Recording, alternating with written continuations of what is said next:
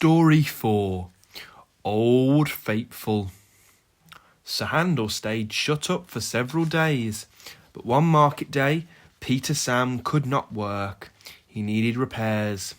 Sir Handel was glad to come out. He tried to be kind, but the coaches didn't trust him. They were awkward and rude. He even sang them little songs, but it was no use. It was most unfortunate too that Sir Handel had to check suddenly to avoid running over a sheep. "He's bumped us," screamed the coaches. "Let's pay him out." The coaches knew that all engines must go carefully at a place near the big station, but they were so cross with Sir Handel that they didn't care what they did. They surged into Sir Handel, making him lurch off the line. Luckily, no one was hurt. Sir Handel limped to the shed. The Thing Controller inspected the damage. "No more work for you today," he said. "Bother those coaches. We must take the village people home and fetch the tourists, all without an engine." "What about me, sir?" said a voice. "Scarloey," he exclaimed. "Can you do it?" "I'll try," answered the old engine. The coaches stood at the platform. Scarloey advanced on them, hissing crossly. "I'm ashamed of you," he scolded. "Such behaviour! You must have hurt you passengers on market day too." "We're sorry, Scarloey. We didn't think. It's that Sir Handel, he's—" "No tales," said Scarloey firmly. "I won't have it, and don't you dare try tricks on me." "No, snarled Scarloey. Of course not, Scarloey," quavered the coaches meekly. Scarloey might be old and have dirty paint, but he was certainly an engine who would stand no nonsense. His friends crowded round, and the guard had to shoo them away before they could start. Scarloey felt happy. He remembered all the gates and stiles where he had to stop, and whistled to his friends.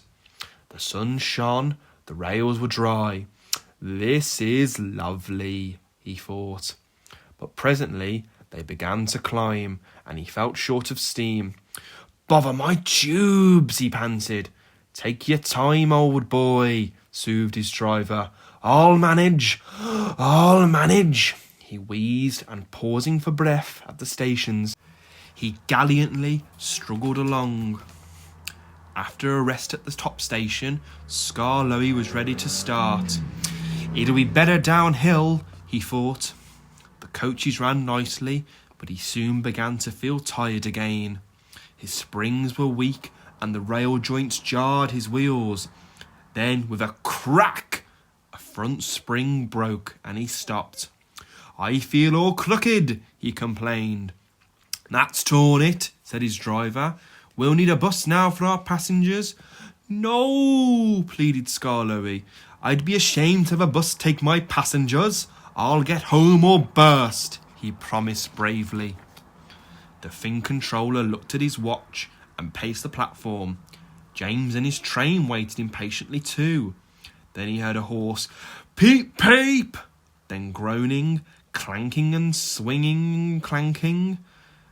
Scarloey crept into sight. He was tilted to one side and making fearful noises, but he plodded bravely on. I'll do it, he gasped between the clanks and groans. I've done it. And he sighed thankfully as the train stopped where James was waiting. James said nothing. He waited for the passengers and then respectfully puffed away. "You were right, sir," said Scarloey to the owner. "Old engines can't pull the trains like young ones." The owner smiled. "They can if they're mended, old faithful," he said, "and that's what'll happen to you. You deserve it." "Oh, sir," said Scarloey happily. Sir Handel is longing for Scarloey to come home. He thinks Scarloey is the best engine in the world. He does his fair share of the work now, and the coaches never play tricks on him, because he always manages them in Scarloey's way.